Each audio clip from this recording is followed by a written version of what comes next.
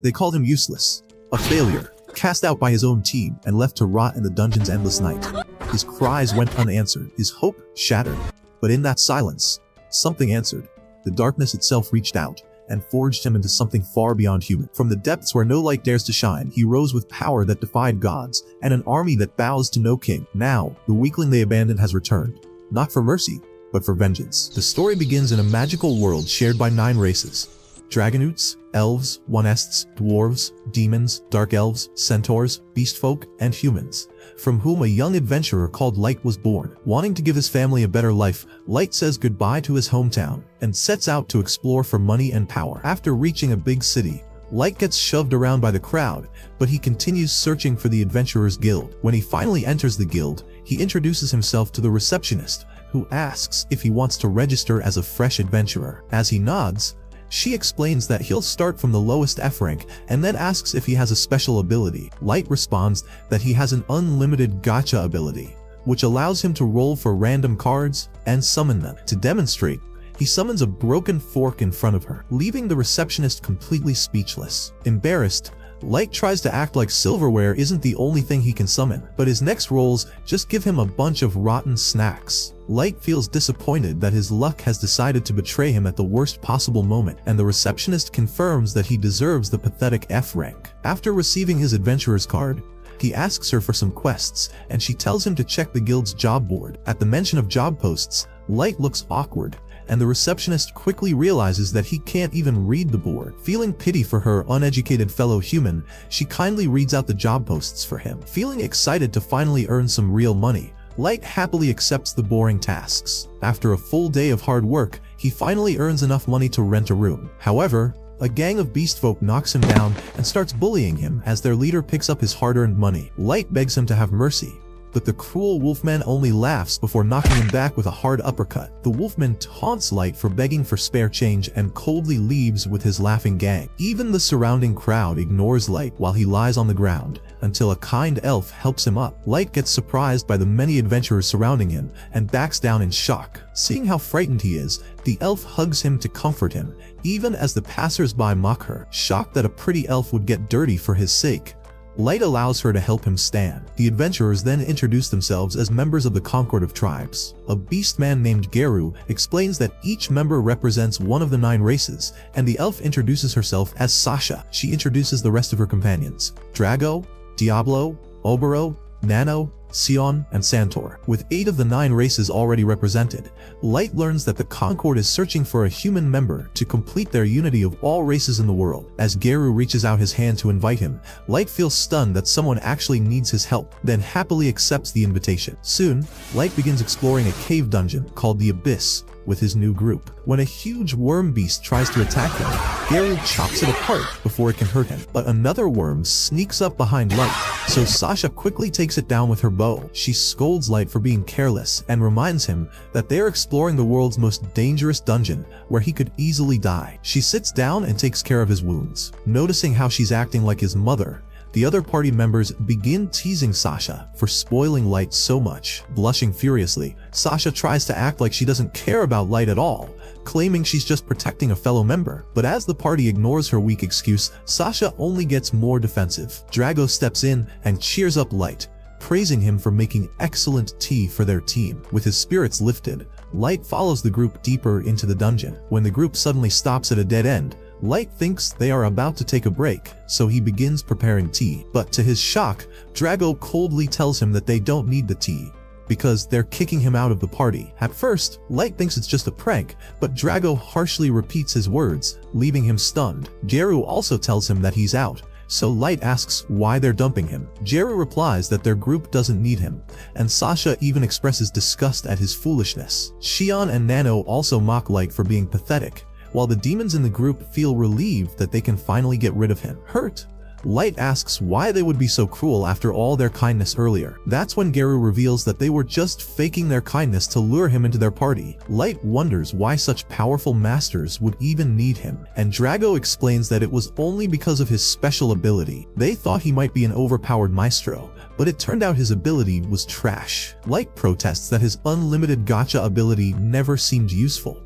and Geru mocks him further, saying that as a talentless human, he is just dead weight. Shocked and devastated, Light realizes they were only using him and that it took them this long to finally dump him. Meanwhile, Sasha feels relieved, saying she can now marry her master instead of ending up with the pathetic human boy. Overwhelmed by this shocking betrayal, Light barely has time to react before Drago tells Geru to finish him off. Light suddenly realizes the danger he's in, but as he sees their hostile stares, he understands they plan to kill him to prevent him from ever getting stronger and seeking revenge later. Geru slashes his cheek with his claws, and as Light looks at the blood flowing, the rest of the party watches coldly. Light tries to run, but Sasha shoots an arrow at his leg to prevent him from escaping. Struggling in pain, Light collapses, and Geru takes pleasure in his suffering by kicking him hard in the stomach before brutally beating him. Sasha finally stops him, reminding him that Light's death needs to look like an accident, but Geru only raises his claw for a final strike. As Light desperately crawls, wanting to live, Geru finds joy in watching him struggle. Suddenly, Light's hand presses against a teleportation trap. Drago yells for Geru to kill him before it activates,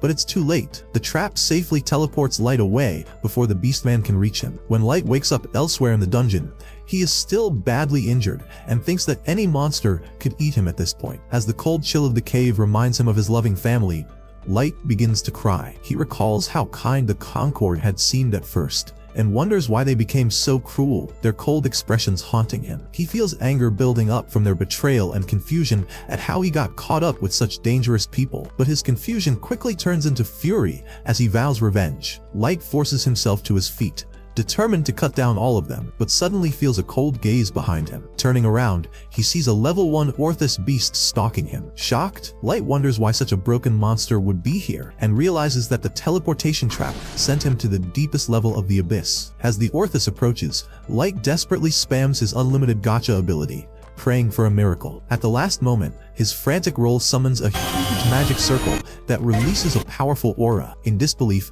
Light watches as the gacha summons an ancient fairy. Recognizing Light as her master, the mysterious fairy easily chops the monster apart before gracefully landing in front of him. With a flick of her hands, she clears the mess and then humbly kneels before Light, healing all his wounds with her magic. She even apologizes for healing him without permission, saying she couldn't bear to see him injured. Light introduces himself, still in disbelief that he managed to summon the most overpowered fairy in the world. The fairy, captivated by his name, repeats it lovingly before swearing complete loyalty to him. Not knowing who she really is, Light asks for her name. She reveals that she is May, the level 99,999 ever-seeking maid, a super ultra rare card from his gacha. Light can hardly believe it, saying that his gacha only ever produced junk, and there's no way he pulled such a powerful being. But May insists that he completely deserves her, and begs him to accept her. Seeing her pitiful face, Light finally agrees, and May thanks him tearfully. She then asks to examine his gacha ability, revealing that she has the appraisal skill. With his permission, her glowing eyes examine him, and she discovers layers of hidden protections. May explains that the gacha only seemed useless before because Light was in areas with little mana, but here in the Abyss, where mana is supercharged, the gacha absorbed it and boosted his chances of pulling rare cards. She explains the full ranking system of the cards, from extra rank and super ultra rare down to normal and error. Light still doesn't fully understand, so May clarifies that on the surface, he could never summon anything good because there wasn't enough mana. She praises him for figuring out the gacha's true potential by entering the Abyss, even though it was extremely dangerous. However, when Light admits he only entered because of his party, May listens as he tells her about their betrayal. Crying as he recalls their cruel taunts and abuse, Light vents his pain and says he only wanted to earn an honest living for his family. May is devastated by his story, and when he falls to his knees saying he'll never forgive them, she silently hugs him. In her warm embrace, Light finally calms down. May tells him that she may never fully understand his suffering, but she will use all her power to give the Concord their deserved retribution. Shocked, Light tries to stop her, but she vows to line all of them up in front of him in an instant. Light insists that he doesn't want to abuse her power for revenge. Instead, he vows to grow stronger himself and punish the Concord with his own 2 hands. May thinks he is too kind for his own good, but promises her unwavering support. Encouraged, Light smiles as she returns his smile. With May by his side, Light begins using his gacha again, summoning more powerful tools in the Abyss. Fueled by the infinite mana, giant magic circles surround him, summoning ultimate weapons and items. With May watching faithfully at his side, Light begins the first step of his journey, building his empire in the darkness of the abyss, ready to rise stronger than ever before. 3 years have passed since that fateful day, and now Light rules over hundreds of maids inside a grand palace that he built himself. May, as she promised on the day she met him, is always by his side. All the maids seem completely smitten by him, cheering whenever he walks by, their faces lighting up with joy whenever he notices them. While May tries to keep them in line and tells them to behave properly, Light leaves the castle and heads toward the bustling local market. The townspeople immediately recognize him.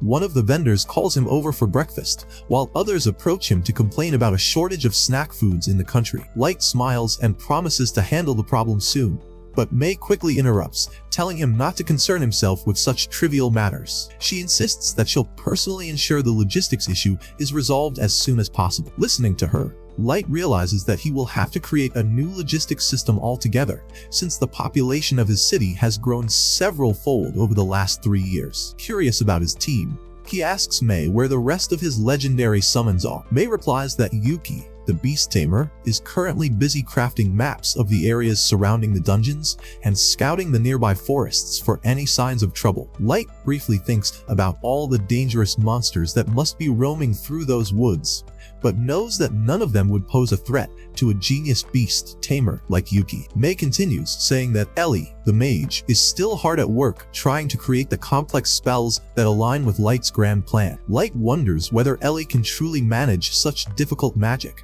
considering the number of intricate components involved in the spells he asked her to create. He then asks about Naz, the vampire knight, who is excellent at close combat but rather dumb in other areas. May sighs and replies that she assigned Naz to patrol the castle grounds, saying it's the best way to keep her from using her empty brain and getting herself into any kind of trouble. Light laughs softly at that, saying he doesn't really mind her antics. After all, she makes life around the castle far more entertaining. Soon, they return to the castle where Jack, the last of Light's 4 legendary summons, calls out to him, asking if he's ready for some training. May looks slightly annoyed and sternly tells Jack that he should address Light properly as master. But Jack, being the kind of person who doesn't care about such formalities, completely ignores her. Light tells May that it's fine since he considers Jack more like an older brother than a subordinate, and he decides to join him for training. Inside the training grounds, both of them take their stances, and with a sudden burst of speed, Light rushes forward and lands a solid punch right into Jack's rock-hard abs, pushing him backward with surprising force. Jack grins, impressed by Light's power, and comments that any normal adventurer would have died from a hit like that. But since he's built like a tank, he can handle it easily. They clash again, meeting in the middle of the ground as their fists collide with tremendous force before backing away from each other. Light immediately follows up with a rapid barrage of strikes, which Jack dodges skillfully. Meanwhile, Naz continues her patrol through the corridors, humming a tune and moving along cheerfully. Some of the maids stop her, smiling sweetly and showering her with compliments, saying they feel so safe knowing that she's always on patrol to keep danger away. Delighted by their words, Naz grins happily, exactly as the mischievous maids intended. They decide to play a prank on her and suggest that she should go and check Light's bedroom to make sure everything there is safe and secure. Taking the suggestion completely seriously, Naz nods and rushes toward Light's chambers. But just as she tries to open the door, May steps out from inside the room. Surprised, Naz asks what May was doing in Light's bedroom when he's clearly away training at this time. May immediately blushes and nervously claims that she was simply cleaning the room while he was away. Naz insists that she must inspect the room herself to ensure no threat is hiding inside. Before May can stop her, Naz pushes past and enters the room, only to notice that the bed is ruffled, the pillows dented, and everything looks suspiciously messy. With her usual cluelessness, Naz blurts out that it looks like someone was rolling around on the bed and sniffing the pillows, then innocently asks if May intentionally made it look that way. Thinking quickly, May decides to turn the situation in her favor and confidently replies that it's her special bed-making style. Naz looks impressed and immediately asks if she can learn how to do that as well, but May refuses, claiming it's a personal trade secret. Before Naz can ask more questions, she suddenly remembers that the maids had given her a message to deliver to May. She takes out a parchment and hands it over. Reading it, May realizes that the maids are revolting against her because she always monopolizes the task of cleaning Light's bedroom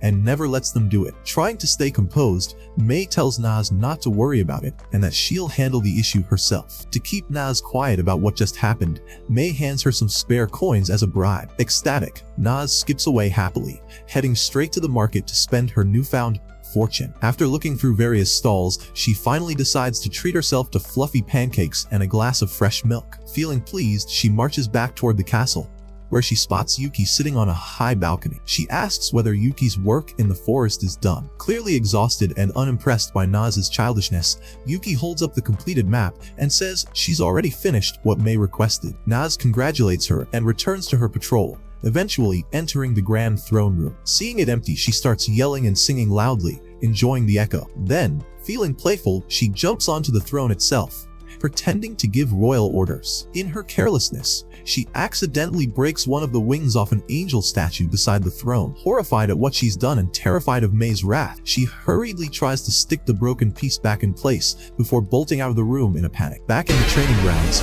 Light and Jack continue sparring until Jack decides they should call it a day and go relax. They head to the enormous bathing hall, where they soak in the warm water. Jack praises Light for learning so quickly and says that with his current power, the monsters in the dungeon would be child's play for him, and only a handful of people on the surface could even challenge him now. However, he warns Light that there are still some out there who would destroy him the moment they got the chance. Light's expression darkens as he remembers the betrayal he faced 3 years ago. He clenches his fists and vows that he won't stop until he gets his revenge. Meanwhile, in her chambers, May summons the 4 troublesome maids and reads their letter aloud. The maids freeze in fear, unable to speak. They quickly apologize, claiming that the letter was only meant to show support because they know how overworked May is. May coldly tells them to stop worrying about her work and focus on their own. She denies their request to clean Light's chamber and instead punishes them by ordering them to clean the long hallway leading to the throne room by hand. The maids gasp in horror, protesting that the hallway is too long, but May insists they do it, saying it will keep them busy while she's away on a mission with Light. Later, Naz is outside a shop window, staring at a shiny new gauntlet that she desperately wants but can't afford. While she's daydreaming, Ellie appears and asks what she's looking at. Naz points to the gauntlet and then asks Ellie why she's back so soon, since she was supposed to be supervising the new construction project. Ellie smiles and says the construction is going smoothly, so she decided to sneak in a short break. The two soon start bickering, as usual, arguing about who is closer to Light and who is more important to him. Ellie brags that she's directly involved in Light's revenge plan, and even mentions that she recently had a lovely tea evening with him to discuss progress. She adds with a smug smile that the next time they meet, she plans to have a private dinner with him. Naz pouts and says she wants to have tea with Light too, reminding Ellie that she's an expert in close combat and offering her help anytime. Ellie laughs softly and tells her she'll keep that in mind before walking off, leaving Naz to return to her brainless duty. Back at the castle, the 4 maids who were punished start gossiping again, complaining that May is no better than the angry little mustache man from Germany. They wonder if they should go behind her back and tell Light everything, but none of them dare to face her wrath. One maid points out that the reason Light seems so attached to May is because she was his very first summon. Another adds that it took Light 2 whole months after summoning May to finally summon Yuki, meaning the 2 of them were alone together in the dungeon for that entire time. Overcome by jealousy, the maids start rolling on the floor, ranting nonsense, and even trying to perform voodoo magic to make May disappear. Unfortunately for them, May overhears the commotion and storms into their room. Cornered, the maids panic and apologize frantically, claiming they were just jealous and didn't mean any of it. May crosses her arms and tells them to stop letting their fantasies run wild. During those 2 months, she explains, Light was fully focused on mastering every bit of magic and martial arts he could learn. There was no time for anything else. The maids sigh in relief, thinking they're off the hook, but May continues, saying she came here thinking she'd been too harsh on them earlier, only to realize she actually wasn't. So she orders them to clean the entire throne room as well, since they apparently have enough free time to waste on nonsense. Completely defeated, the maids obey her orders and begin cleaning, deciding to keep their mouths shut this time. But while dusting near the throne, one of them accidentally knocks off the same angel wing that Naz broke earlier. The piece falls to the floor, and the maids freeze in terror, horrified at what just happened and fearing Mei's reaction. The next morning, Light enters the dungeon, where Naz, Ellie, and Yuki are already waiting for him. He greets them warmly, but Naz and Ellie immediately start bickering as usual. Suddenly, a monster emerges from the shadows. A hellhound. Light freezes instantly, the color draining from his face as he recognizes the creature. Though he knows he's far stronger now, the trauma from 3 years ago still haunts him, and his blood runs cold at the sight of it. His party, however,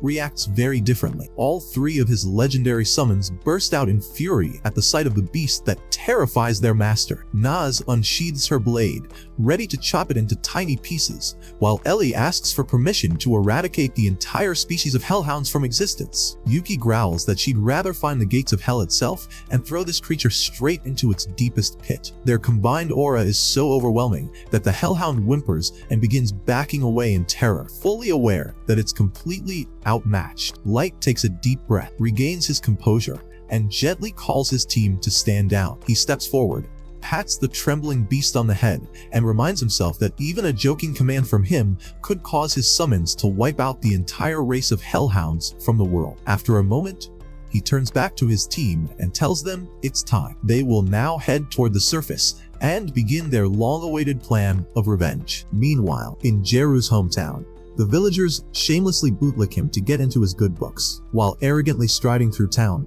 Guru notices a poor human trying to scavenge some trash, and he kicks him down just for fun. Then, he heads to a tavern and orders a feast with his lackeys, who praise him for rising through the ranks as an orphan and boosting their wolf tribe's status. Guru thinks that he became strong due to his natural sense of perception as a beastman, but his lackeys point out that his sense of perception is the strongest among them. Agreeing with their point, Gao admits that he can always sense which missions have the best rewards, so he's always able to make quick money. Curious, the lackey asks him how much money he got from hunting Light 3 years ago, but he says that it was a secret mission from the Federation, so he can't talk about it. Thinking back, Guru feels like slaying Light was the easiest job ever. He thinks that even though Light fled away, there was no way he survived the dangerous abyss afterward. However, as he remembers that all the countries in their world are looking for a maestro, he wonders why they're so important. Suddenly, his tail shivers from a sense of danger, and Guru decides not to think about deep secrets too much. As his lackeys continue ordering drinks without a care,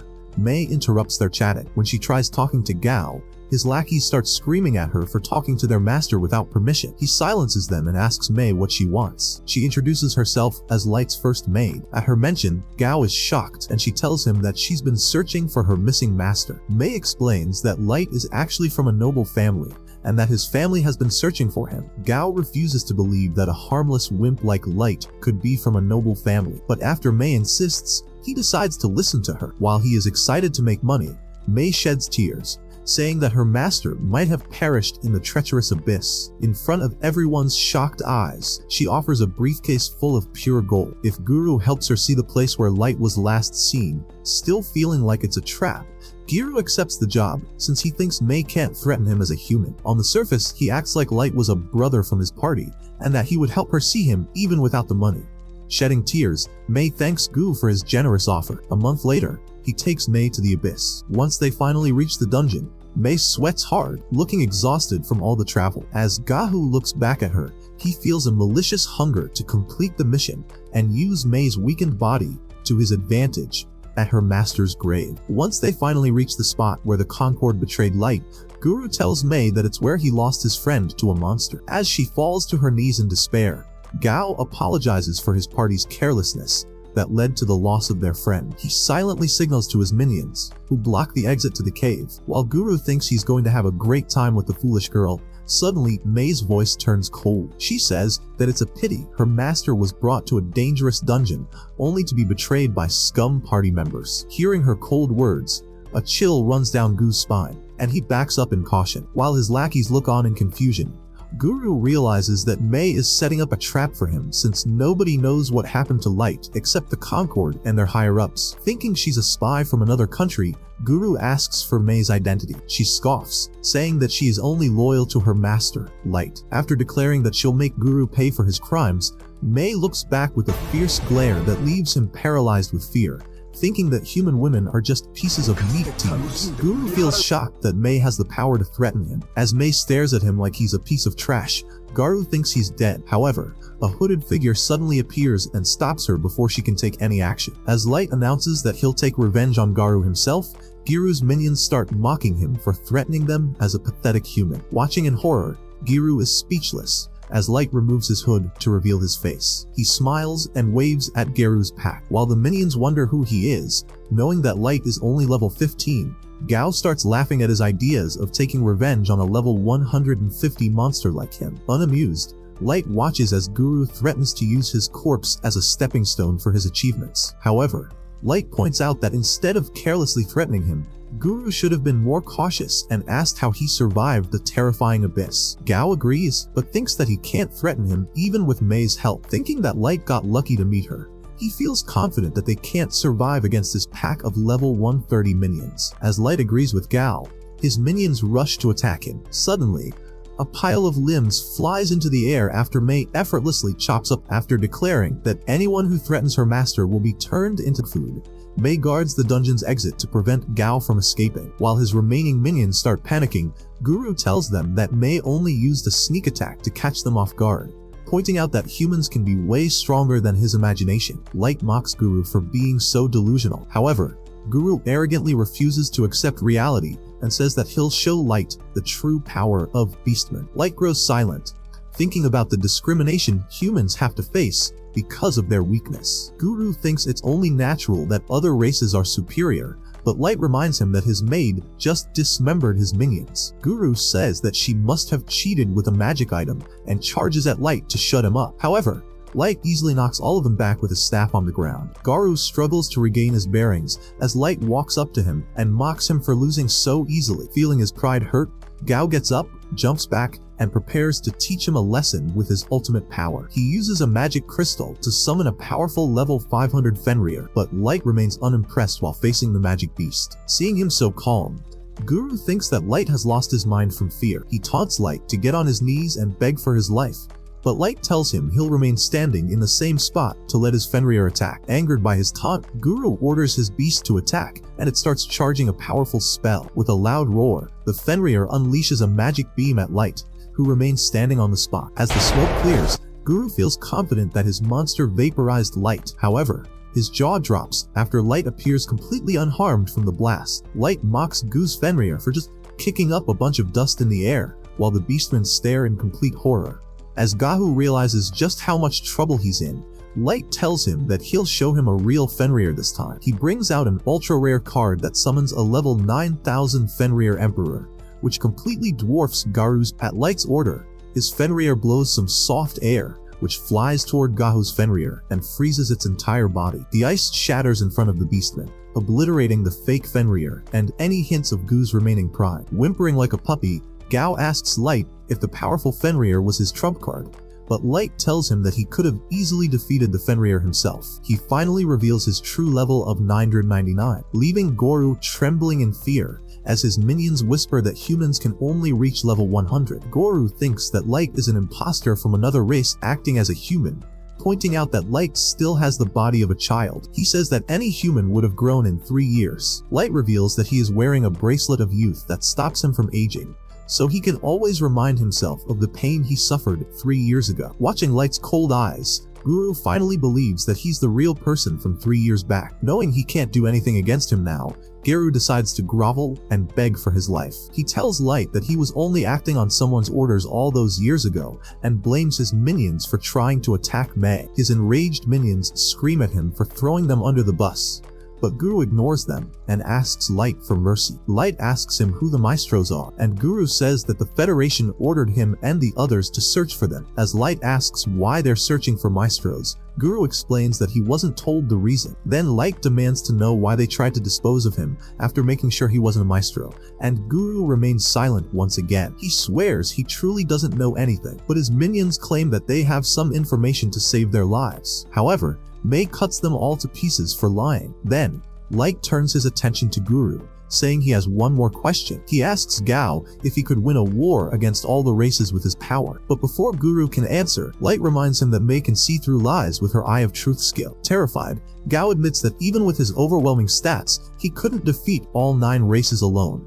as they've spent hundreds of years stockpiling weapons, armor, and magical items. At his answer, Light nods, agreeing that a single person can't take on the entire world, even if they reach level 999. This leaves Guru confused, and Light tells him that he has some more questions for him once they arrive at his base. He uses a teleportation card that surrounds them all and takes them away, leaving the dungeon floor as a bloodied mess. After opening his eyes, Gao looks around to find himself surrounded by powerful figures everywhere. All of the powerful beasts, maids, and soldiers pay their respects to Light as he walks forward to his throne. After Light ascends the stairs and sits on his throne, he tells his servants to stand straight and show their stats. All of the servants release their auras, with everyone over thousands of levels, each beyond Garu's comprehension. Even the lowest guards are at level 1500. While Light's leading maids are all maxed out at 99999. He tells Gao that these are all his soldiers that he has prepared in the last 3 years, asking if the forces are enough to defeat all the kingdoms on the surface. As Garu struggles to keep his sanity,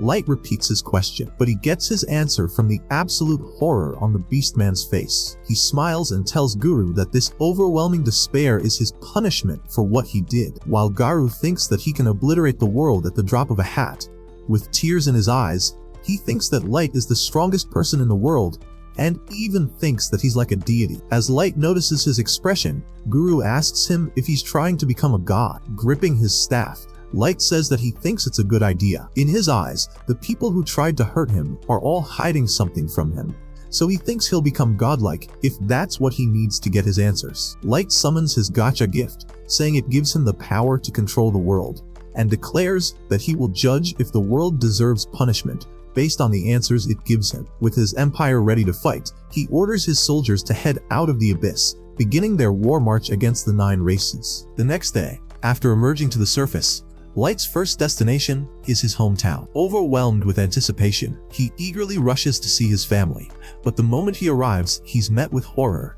The entire village has been burned to the ground, completely destroyed by an evil party. The sight leaves Light in shock and despair. Grieving this devastating loss, he takes the time to make a spiritual grave for his departed family, paying his respects to the ashes of his home. As he stands silently before the makeshift memorial, Light reflects on the tragedy, feeling both sadness and gratitude that he didn't find the bodies of his siblings, holding on to hope that they might still be alive somewhere. Behind him, a knight named Gold impatiently tells Light to hurry up, saying he doesn't have all day to wait for him to finish mourning. His insensitive words instantly anger Nimue, who snaps at Gold for being disrespectful toward their master. The two start bickering back and forth, leaving Light to wonder whether they genuinely hate each other, or if there's some kind of strange affection hidden beneath their rivalry. Gold continues to tease Nimue, saying that being overly polite can come across as fake and that he doesn't want to sleep out in the open fields. Nimue immediately rebuts that she would gladly sleep wherever Light goes, her determination bruising Gold's pride. Not to be outdone,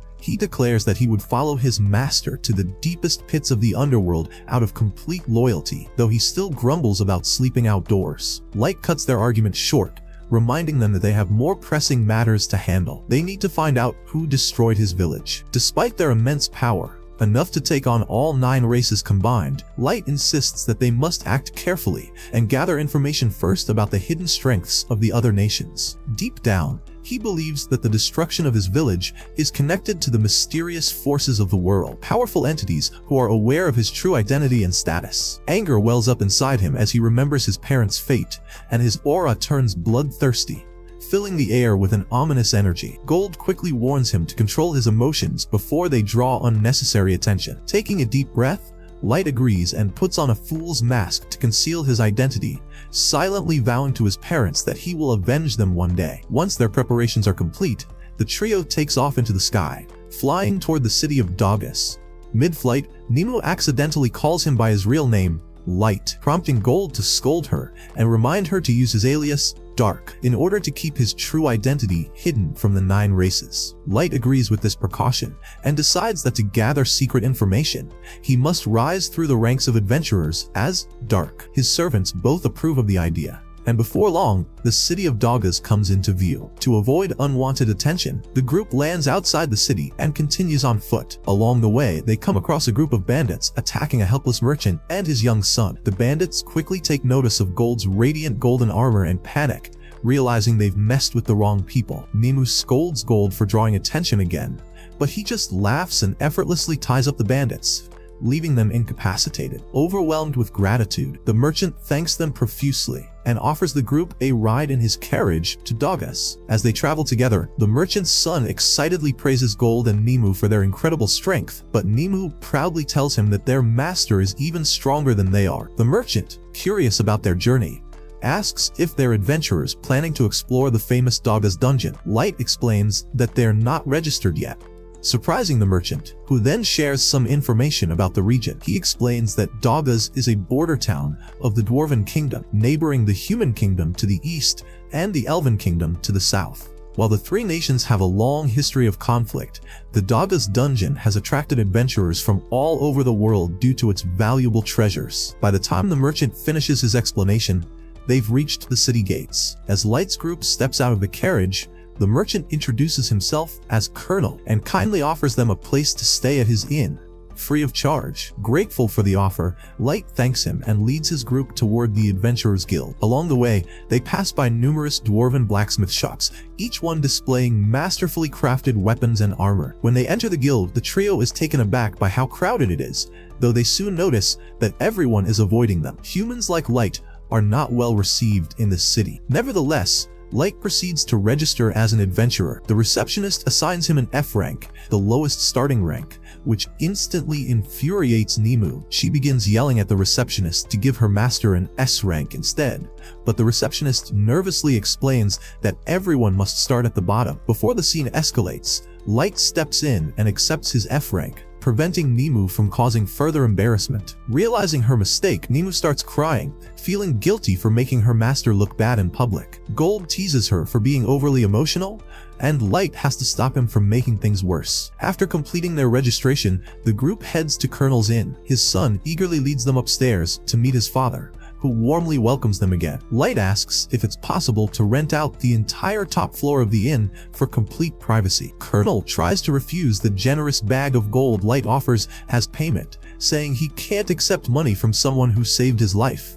But Light insists. Reluctantly, Colonel agrees to the arrangement. Once they're in the top room, Light casts multiple layers of protective and isolation spells to ensure complete secrecy. As he relaxes in his chair, Nemu nervously asks if it's really safe for him to expose himself by being on the surface. She suggests he stay hidden in the Abyss Fortress and let them handle the dangers of the outside world instead. Her words, however, anger Light deeply. He stands up and asks if she intends to stop him from personally avenging his family. Realizing her grave mistake, Nemu immediately falls to her knees and begs for forgiveness. Light's cold glare pierces through her, creating a tense silence, until Gold bursts out laughing, lightening the atmosphere. The tension fades, and Light sighs, helping Nemu back up. Still ashamed, Nemu insists on renewing her pledge of loyalty as an apology. Kneeling, she kisses her master's feet as part of the ritual, which embarrasses Light, though he lets her finish out of respect. Gold, on the other hand, jokingly wonders if Nemu is secretly enjoying the act, completely ruining the solemn mood. The following day,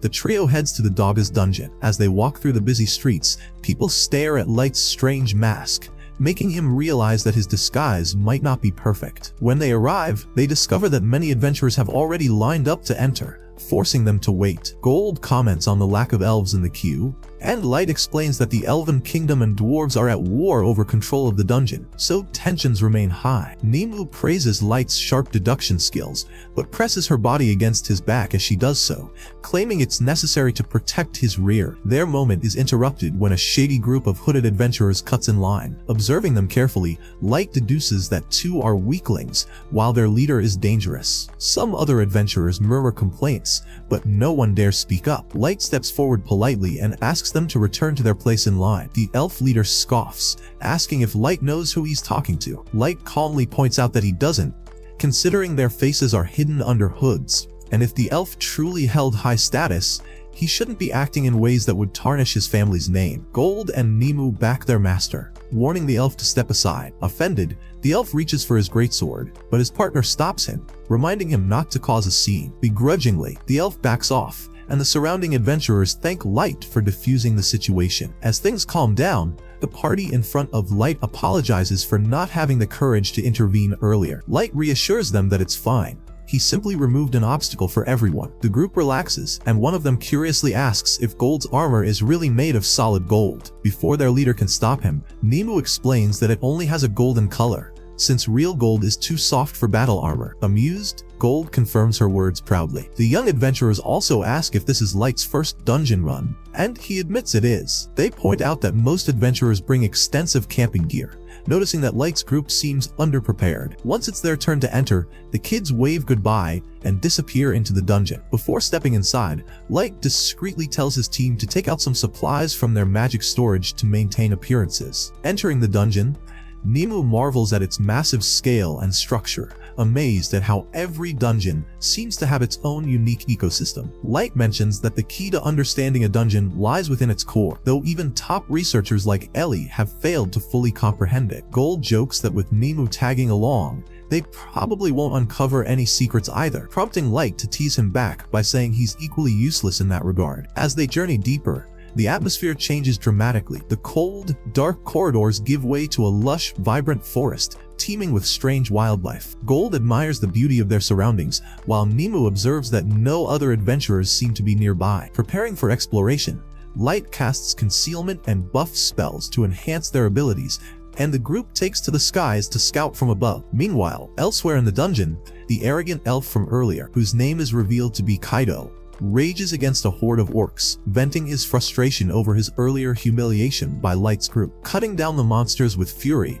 Kaido shouts that he deserves more respect, claiming to be the youngest White Knight of the Elf Kingdom and the descendant of a legendary hero. His butler, a dark elf named Yana, calmly reminds him that their objective is to reach the 3rd floor, not waste time slaughtering beasts. Enraged by his butler's tone, Kaido turns his blade toward him, shouting that the only reason he's not more respected is because his level is capped at 1500. Yanuk points out that Kaido has already surpassed the typical elf level cap, but the young master refuses to accept it, insisting that someone of his bloodline should possess limitless potential. Pretending to sympathize, Yanuk reminds Kaido that he too was exiled from his homeland for experimenting on ways to break the level limit. When Kaido demands that Yanuk help him level up further, the dark elf grins sinisterly and agrees, though Kaido secretly plans to kill him once he's outlived his usefulness. Back on the 3rd floor, Light's team finishes slaying a group of trolls and collects their magic gems as proof of their exploration. They decide to head back to the surface, with Nemu offering to help clean the dirt off her master. Once they return to the 1st floor,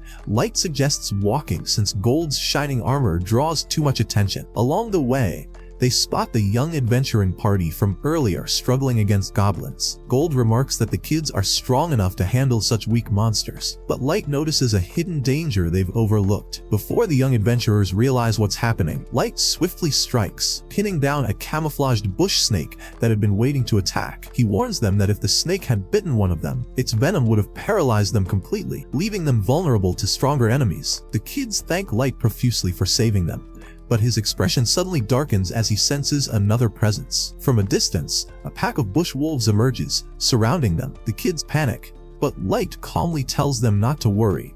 The wolves aren't the real threat. The beasts rush past harmlessly, avoiding the group entirely. Before the kids can comprehend what's happening, a massive shadow looms over them, a 4-scythed mantis behemoth, an ancient monster species thought to have gone extinct over 10 years ago, towers above them. The children stare in horror, realizing that the real battle has only just begun. The kids wonder how the Montes appeared, since its species supposedly went extinct over 10 years ago. And as they prepare to run away from the monster, Light casually asks if he can just hunt it for himself. Nemu warns him that the Montes is level 500, and the kids insist that Light's group should leave because they think the creature is too powerful for them. Before they can argue further, the Montes charges, and Gold takes the lead, blocking its attack with a heavy clash of steel and chitin. After exchanging blows, Gold quickly realizes this is not an enemy he can underestimate. Light follows up with a fire arrow spell, but the insect reflects it with its hardened side, sending sparks across the field. Watching this intense battle, the leader of the kids urges his mage, Mia, to support them, but she becomes distracted, amazed that Light cast magic without chanting. He snaps her back to focus, but Gold reassures them that he's perfectly fine and tells the kids to watch closely as he uses both offense and defense to defeat the monster. As if provoked, the Montes attacks again, but Gold blocks the strike with his shield so forcefully that it shatters the monster's scythe, leaving it stunned long enough for him to rush in and slash off one of its legs. Light then decides it's his turn, unleashing a barrage of fire arrows, over 30 homing arrows swirling around the battlefield. The Montes desperately tries to deflect them, but the arrows bend midair, avoiding its sides and piercing into its back like a rain of burning needles. Overwhelmed, the monster tries to retreat, but Light traps it with a blazing firewall, forcing it to leap into the air. At that moment, Nimue propels herself upward with ease, reaching an even higher altitude, and with her daggers gleaming, she slices the Montes cleanly apart in a single stroke, reducing it to shattered fragments. Feeling proud, she begins bragging, only for Gold to mock her for acting like a child. When he reminds her that she ruined all the monster materials with her reckless slicing, she panics while the kids stare in awe, shocked that Light's group defeated such a terrifying creature so effortlessly. After Nimue apologizes to Light, the kids search through the remains and miraculously find a perfectly intact monster gem. Gold praises their luck, relieved that Nimue didn't accidentally destroy it. Light assumes the core will be enough proof for the guild to increase their rank, but when the kids ask if they're a rank-up party, he tells them they're actually F rank, which sends the entire group of kids into an existential crisis. Mia then conjures a giant water bubble to help Light's group wash off the blood and dirt, and while Gold compliments her magic, Light steps up to clean his hands and invites everyone to join him. Grateful, the kids say it's the least they can do since he saved their lives, and they offer Light a place to stay for the night. Light hesitates, not wanting to burden them, but the leader admits that his sister Mia is desperate to ask Light about his incredible magic. So seeing her hopeful expression, Light agrees and joins them around a campfire for dinner. While they eat, Mia listens intently as Light explains that his parents were genius mages and that she herself has considerable magical talent. Embarrassed, she insists she's not nearly as impressive as someone who can cast voiceless spells, so she begins enthusiastically explaining the 3 classifications of magic: combat spells like fire arrows for single targets, tactical spells like Firewall for crowd control, and the rare strategic spells capable of global destruction, so powerful they require multiple high-level mages chanting together like a ritual. She explains that races like Dragonutes, Elves, and Demonkin naturally possess powerful magic, but humans are not as gifted, which is why she thinks Light is a world-class prodigy for casting chantless magic despite being human. Gold nods approvingly, while Light awkwardly tries to brush off the praise. When the conversation shifts, Mia's brother remarks that regardless of Light's power, he seems like a genuinely kind person, and he encourages Mia, saying she'll surely succeed after getting into the Duchy's legendary magic school. Light grows curious about the Duchy, a nation formed cooperatively by all 9 races, and Gold comments that Mia must be incredibly talented if she was accepted into the best magic school in the world. But her brother then reveals the sad truth. Although Mia was accepted, she couldn't attend because their parents, who would have paid her tuition, died during an epidemic, leaving the 2 siblings to fend for themselves by forming an adventurer party with Gimra and Wordy to earn money. Still, her brother stays hopeful that someday he can save enough money to send her to the academy to fulfill her dreams. Feeling guilty, Mia tells them not to worry so much about her, and Light, watching the 2 siblings care for each other, remembers his own little sister. He encourages them not to give up, firmly believing they have the talent to rise to the top, and Mia blushes when he specifically compliments her abilities. When the leader asks Light why he became an adventurer, Light recounts the story of the fire that killed his family. Nimue explains that the fire left Light with severe burn scars, and she and Gold are traveling with him because Light's family once helped them, and this is their repayment of that kindness. After hearing Light's tragic past, the lively atmosphere becomes somber, so Gimra tries to lighten the mood by teasing Nimue and Gold about being a couple. Nimue instantly denies it, saying she'd never fall for a narcissist like Gold, and Gold retaliates, saying he'd never like a brat like her. Gimra then shoots his shot by proposing to Nimue, but she proudly declares that her heart belongs to Light, prompting Gold to angrily call it a waste to dirty their master, and the two continue bickering late into the night. Elsewhere, Kaido slices down a monster while Yanak praises him, but Kaido gets irritated, complaining that his legendary sword, Grandius, was meant to slay heroes, not cut through weak creatures. Yanak calmly reminds him that he needs all these monster samples for experiments related to breaking the level limit. With enough samples collected, Yanak decides they need to begin gathering human specimens next. A few weeks later, Light returns to the Adventurers Guild with a mountain of rare materials, and the receptionist fawns over him for providing such precious items. Nemu proudly claims their master deserves an S+ rank, but Light ignores her overenthusiasm and simply asks for the payment. As they leave, his servants notice how much friendlier the guild has become, and how the people whisper in awe about the group that defeated the terrifying Montes. Feeling secretly pleased by his growing fame, Light is confused when a group of adventurers asks if he's from the Black Lily, the nickname the townsfolk have given his party. Nemu steps in aggressively, suspicious of their intentions, but the adventurers, Suvalin and Gilbert, reassure her and explain they only want to know how Light reached the deeper floors and defeated the Mantes. Gilbert expresses doubt that the rumor is true, which enrages Nemu, causing her to hold a dagger to his throat. Suvalin quickly explains that they're just excited, not hostile, and says that seeing powerful humans gives people hope.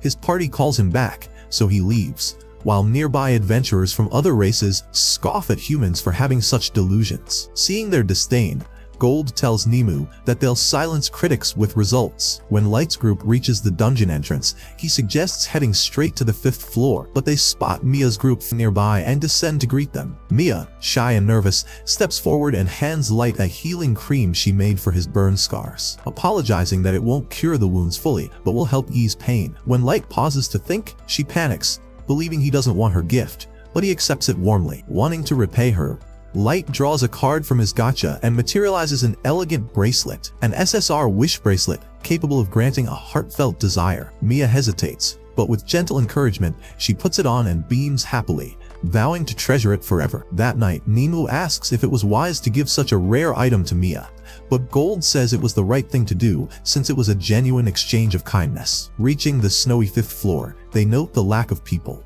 and while Gold likes the quiet, Nemu mocks his shining gold armor for ruining stealth. Light instructs them to hunt yetis, and then teleports home. At the palace, his 4 maids greet him joyfully. Mei serves tea and asks about his trip.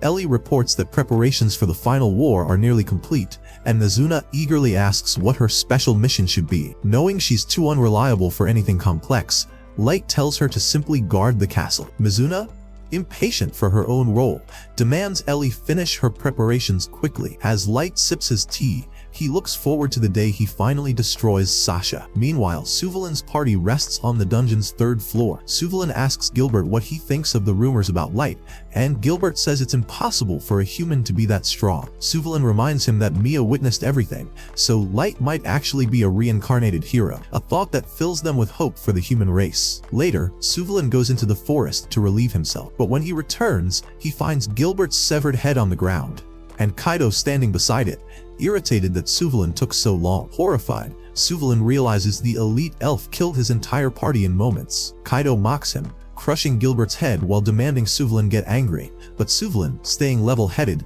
uses a smoke grenade to flee. He believes the elf won't be able to track him through the smoke, but Kaido easily spots him and hovers through the air using flight magic. He knocks Suvalin down effortlessly. Before Kaido can finish him, Yanak knocks Suvalin unconscious with his rod and scolds Kaido, furious that he killed all the humans. Yanak needed live subjects for his experiments. Kaido argues that 1 subject should be enough, but Yanak insists he needs many, because failures are possible. Smiling with twisted delight, the Dark Elf declares that humans are nothing but worthless vermin, perfect fodder for his cruel research. Meanwhile, Light and his party returned to the Adventurers Guild after a few days. The moment they arrived, Nem demanded that the receptionist immediately promote Light to S rank, because, in her opinion, he didn't deserve anything less. The receptionist nervously explained that such a thing wasn't possible because the guild followed a strict ranking system. She reminded Nem that they had already made an exception just a few days ago when they promoted Light straight to D rank after he killed the Scythe Mantises. However, Nem's constant harassment overwhelmed her, and eventually the receptionist caved, saying that if Light achieved another major feat, he might earn yet another promotion. Light liked the idea and decided to pursue the rumored adventurer hunter who had been targeting only humans. That night, he told Gold and Nem about his plan, and they agreed that capturing the adventurer hunter could indeed secure him a promotion. Unfortunately, they had no clues about where to begin their investigation. As they brainstormed for ideas, Light suddenly noticed someone approaching them. He immediately put on his mask as his friends prepared for combat, and then a portal appeared in front of them. They waited eagerly for an enemy to emerge, but instead, Maya fell out of it. Light caught her and saw that she was battered and exhausted. At that moment, the bracelet he had given her snapped clean in half. He carried Maya to bed as she weakly murmured that she needed to hurry and tell Light everything. He healed her injuries first, then decided to look into her memories to learn how she had ended up like this. He saw that, just yesterday, some adventurers had warned Maya's party about the adventurer killer who was targeting humans exclusively. They advised the children to leave the dungeon immediately, and the party leader agreed. They began heading toward the exit, but even after night fell, they were still only halfway. The leader saw how exhausted everyone was and considered whether it was safe to set up camp. When they came across another party with completely concealed faces, Maya suggested that they should warn them about the danger. Her brother agreed and delivered the warning. Little did they know they were speaking directly to the adventurer killers themselves, who began casually remarking that they should have cleaned up their previous mess better. The children were confused by this cryptic comment until the dark elf Jun began laughing at them and calling them stupid. The party leader was still trying to understand the situation when Kaido drew his sword and declared that they themselves were the adventurer killers, and Maya's group would be their final target of the day. Only then did the children realize they were facing their worst nightmare. Even in that moment, however, Maya's brother and his two friends told her to run while they held back the racist murderers. They charged at Kaido, who was insulted that mere human brats dared to challenge him. He immediately slashed Maya's brother, then took down the other two boys in a single merciless strike. Maya was terrified and devastated. Yet the boys refused to stay down. They rose to their feet again and urged her to run away and fulfill her dreams. They charged once more, and Kaido instantly cut them down again. Maya screamed helplessly. Yan scolded Kaido, saying that he needed the humans alive for his experiments. Kaido retorted that any insect who dared fight him deserved death, and pointed out that he had left one alive. Yan reluctantly accepted that and approached Maya, but Kaido commented that he wanted to have some fun with her first. Jun told him to do as he wished and left, while Maya trembled in fear. Kaido mocked her, saying she should be grateful that a future legend like him was willing to use a filthy human. Maya couldn't even speak, but suddenly her brother rose again, telling her to run. Yan was impressed by his determination and told Kaido that he wanted to preserve the boy for experiments. But Maya's brother understood he had no chance of surviving his wounds. Still, he intended to risk his life to save his sister. He told her to run and live a long life, and in desperation she obeyed. Yan ordered Kaido to capture her, but Kaido grew irritated because he didn't want to take orders from anyone. He decided to finish off the boy first. The boy murmured the words Gold had once told him. Battles were about creativity and skill, and he had a chance to show his skill. Kaido dismissed his muttering and didn't even bother paying attention, but the boy suddenly threw his sword at Kaido's face, catching him off guard. Kaido narrowly dodged it, but that was only the setup. The boy bashed him with his shield, knocking him to the ground. Enraged that a human had damaged his pride, Kaido launched a spike of white light straight through the boy's chest. He stepped forward to finish him off, but Yan intervened, insisting that they capture the runaway girl before she alerted anyone. Kaido reluctantly agreed. He chased Maya and quickly blocked her escape with blades of light. He mocked her for disrespecting the wielder of the legendary Sword of the Elves and conjured more blades, using them as steps as he descended. Maya, determined not to waste the sacrifice her brother and friends had made, fought back and fired icicles at him. Kaido easily blocked them, but became furious at her attempt to flee and slashed her leg, ensuring she couldn't run. He leered at her, saying she would now have the great opportunity to please a future hero. Maya mocked him, calling him nothing more than a bully who hurts the weak. She said the only person she had ever met who deserved to be called a hero was Light. Her words struck Kaido deeply, reopening old wounds. After all, he had been called a bully by other elves his entire life. When she called him a spineless loser, he snapped and sent blades of light to kill her. In desperation, Maya wished for a way to escape and reach Light, because he was the only one who could help. Her bracelet granted that miracle and teleported her directly to his room. Now that Light knew her entire story, he told Nem and Gold that they needed to move immediately. Back in the dungeon, Kaido returned to Yan, who was healing Maya's brother, still barely alive. Yan asked what happened to Maya, and Kaido replied that he assumed she had teleported there to save her brother. Yan exploded in frustration, demanding how a former member of the powerful White Knights could lose to a mere human girl. Kaido grew angry, saying he couldn't have known she possessed a teleportation item. Hearing that made Yan panic. He realized that if Maya reached the guild and told them everything, the elven country would quickly learn of it and send the White Knights to arrest them and reclaim the legendary sword Kaido had stolen. Kaido lost his composure upon hearing this. He knew how powerful the White Knights were, especially their captain, who was over level 3000. He stomped the ground in frustration, but Yan reassured him that if he completed his research, Kaido could break through his level cap and surpass even the White Knight captain. Hope returned to Kaido, and Yan insisted they needed to find a safe location to continue his research. But before they could move, Light arrived and told them they weren't going anywhere. The elves recognized him from before and were shocked at how he had appeared behind them so silently. Light ignored them at first, putting the two boys to rest. Gold brought the injured leader to him and remarked that his wounds had been poorly healed. The elves were stunned. The boy had been taken from right under their noses without them even noticing. Light healed him quickly and said that none of the boys deserved what had happened. They had lived honest lives and only wanted to earn enough money to send Maya to the Magic Academy. Now it was too late. Light muttered that they could have been friends if things had gone normally, and he was furious that he had lost that because of the elves. He swore he would punish them. Yan tried to defend himself, claiming they weren't criminals and that he had healed the boy after finding him badly injured. But Light revealed that Maya had reached him and told him everything. The two elves panicked, but Light assured them he hadn't informed the guild yet. Kaido suddenly burst into laughter, saying it was his lucky day. Now he only had to kill Light, and no one would ever know what happened. Light grew furious and declared that he wouldn't let the guild capture them because they were his prey. He released a murderous intent and told them he would rip them apart with his bare hands. Then he ordered Nem and Gold to stay out of the fight, and they obeyed without question. Light advanced toward the elves. Kaido, enraged by his confidence, lunged at him and swung his sword with full force. Light effortlessly blocked it with his staff. Kaido was stunned, but attacked repeatedly, and Light blocked every strike with ease. Yan was in disbelief, while Gold and Nem scoffed that Kaido was a weakling who couldn't even control his rage. Light himself became annoyed with Kaido's sloppy anger, parrying one attack so forcefully that Kaido lost his balance. Light struck him hard in the chest, knocking the wind out of him. He mocked the elf, saying he had expected better. Infuriated, Kaido stood and unleashed the full power of his legendary sword, firing blades of light. Light dodged the first blade, which hit the ground and transformed into an ice crystal. Surprised, Light realized the blades were enchanted with different elements. He kept dodging, though he noted that they were too weak to harm him, even if he stood still. Suddenly,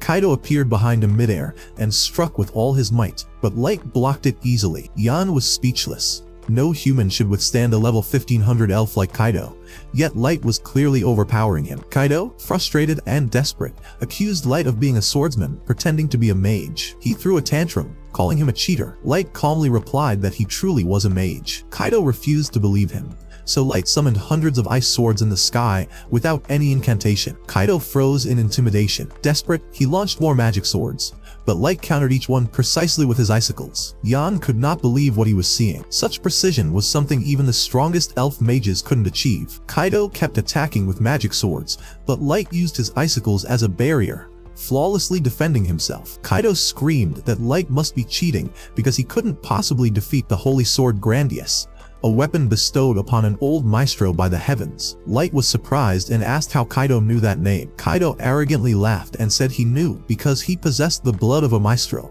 and was known as a submaestro. Hearing this, Light immediately changed his plans. It was the first time in ages he had heard any information about the maestro. He told Gold and Nem that instead of killing the elves here, he would capture them and take them to the abyss, where he would use every method possible to extract every grain of information from them before rendering judgment.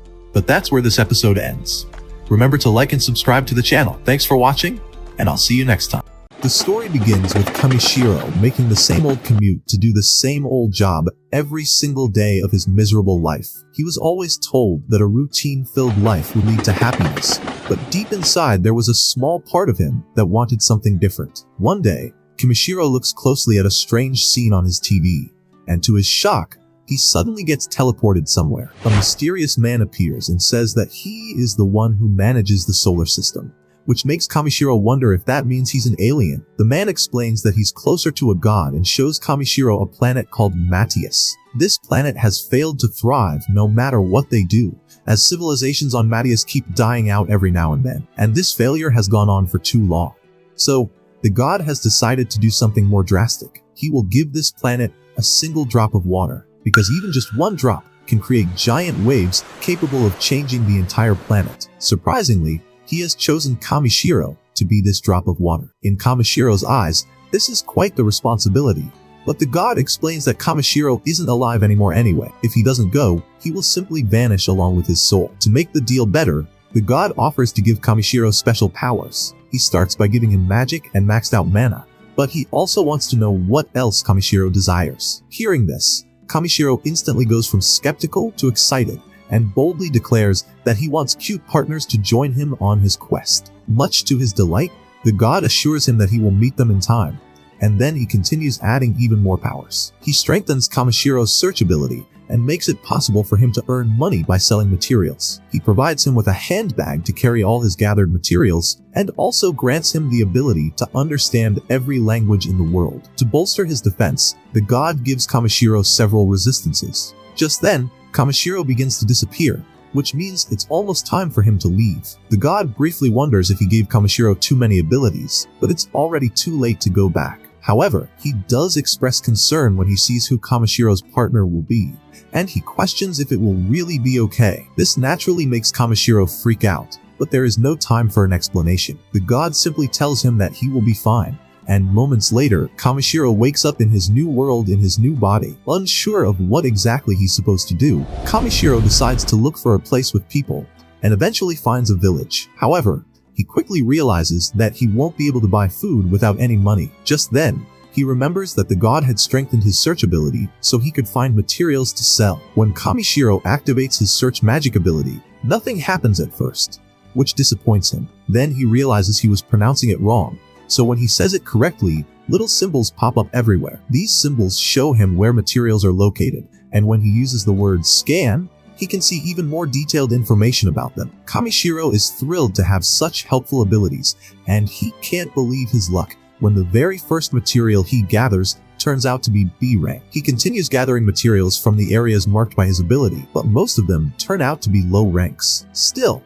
he remains motivated until he finds a strange-looking stone that catches his attention. He thinks it might be valuable because of how pretty it looks, but to his confusion, it turns out to just be a turd, though somehow it is labeled as C rank. Even though it's disgusting, Kamishiro is still pleased, because now he understands that the things he can sell are categorized by different symbols, and he can find them easily with his search ability. With his bag now full of materials, Kamishiro can't wait to see how much money he can earn, so he rushes into the village. At the gate, the guard assumes that Kamishiro must be a knight because of his tall and imposing stature, but Kamishiro corrects him by saying he's just a seller of materials. The guard, who introduces himself as Marlowe, explains that this would make Kamishiro a gathering specialist, which is quite rare. He also tells him that while they don't have a specialized material store, they do have a general store. Kamishiro goes straight there, and to his surprise, the shop owner becomes amazed when Kamishiro shows him the turd. The man identifies it as the feces of a hammer anteater, and is extremely impressed by its shape and color. He even praises Kamishiro for doing such a great job finding such an exquisite item, and offers him 5 gold coins for it. Kamishiro has no idea how much that's worth, so the shopkeeper explains that one night at an inn costs 500 raves, and 1 gold coin is worth 1,000 raves. Doing the math, Kamishiro is shocked to realize that this man is willing to pay the equivalent of $400 for a piece of turd. The shopkeeper gets overly excited when Kamishiro accepts his offer, even rubbing the turd on his face in admiration, which horrifies Kamishiro. After that, Kamishiro shows him the rest of his haul, and the shopkeeper can't believe Kamishiro collected it all by himself. He wonders why someone would bring such great items to a shop in the middle of nowhere, and Kamishiro simply says that he enjoys traveling while gathering different materials. Impressed by his skills, the shopkeeper asks him for a favor. There's some mythical ore located in a nearby mountain, and he wants Kamishiro to retrieve it for him. Always up for an adventure, Kamishiro accepts, and the shopkeeper pays him 360,000 raves for all of his items. When Kamishiro does the conversion, he nearly faints, realizing that it's almost $25,000. Before he leaves, the shopkeeper warns him that there are monsters on the mountain, but expresses confidence that Kamishiro can handle it. Before setting out, Kamishiro spends the night at an inn, where a girl brings him a bowl of water that costs 30 raves. When she explains that it's to clean himself with, Kamishiro is shocked. He would much rather take a bath, but to his dismay, the girl tells him there are no baths in town. Only sorcerers can clean people using magic, but there aren't any around here. Hearing the word magic gives Kamishiro an idea, so he pays the girl and, once alone, tries a few words. When he says, "clean," the magic activates, and moments later he finds himself cleaner than he has ever been in his entire life. This makes him realize that he can perform all kinds of magic as long as he finds the right words for it. On his way to the mountain, Kamishiro begins to get the hang of things, and for the first time he encounters a spade symbol. Curious, he goes to investigate, but is horrified to find that it marks a skeleton. His ability is even able to show him the name of the person who died and their rank. Next to the skeleton, Kamishiro finds a family amulet, and his ability shows that it was made by the man's mother. When he opens a letter inside, he finds it's from the man's sister, urging him not to push himself too hard. Feeling a sense of responsibility, Kamishiro buries the skeleton before moving on. Later, he sets up camp, creates a barrier around himself, and prepares a stew using the herbs he collected, even adding some seasoning. When he tastes it, he's amazed at how delicious it is and declares that getting isekai'd was the best thing to ever happen to him. Eventually, Kamishiro reaches the Forest of Ancient Dragons, a dangerous place filled with monsters. He uses light magic to see the symbols around him, but notices there are no ores or animals nearby. He wonders if it's because he smells bad, but decides not to worry, since it means he won't get attacked. However, just as he sees the end of the forest, he realizes too late that the ground beneath his feet has disappeared, and he plummets off a cliff. While falling, Kamishiro frantically cycles through every word he can think of, but nothing works. Float doesn't work. Levitate doesn't work. But when he finally says fly, the spell activates, and he manages to land safely. He's ecstatic to find ore symbols all around him, and he eagerly begins gathering as much as he can. Still, he doesn't find any mythal ore until he notices a faint symbol deep within a mountain wall, saying, "Blaze." He fires a fireball to break through the wall and finally discovers the ore, though there isn't very much. Suddenly, the cave starts to shake, but instead of leaving, Kamishiro decides to explore further. Going deeper, he comes across a strange pool of water clearer than anything he has ever seen. Scanning it reveals that it's double S rank, making it the most valuable thing he's found so far. The scan also explains that the water contains the magical element of an ancient dragon, which means a dragon must live there. Kamishiro doesn't worry about that and prepares to take some water. Before filling his container, he decides to test if the water is drinkable by taking a handful. Just then, a massive dragon emerges from the water, furious that Kamishiro didn't respond to him. In disbelief, Kamishiro faces the terrifying beast, but the dragon is surprised as well. Kamishiro is able to withstand his overwhelming presence. Kamishiro quickly apologizes for intruding, and the dragon is impressed by his courage. Kamishiro introduces himself as a human, though the dragon finds that hard to believe, since he felt such an overwhelming amount of mana from him, enough to rival even his own. The dragon introduces himself as Valdius, the ancient dragon,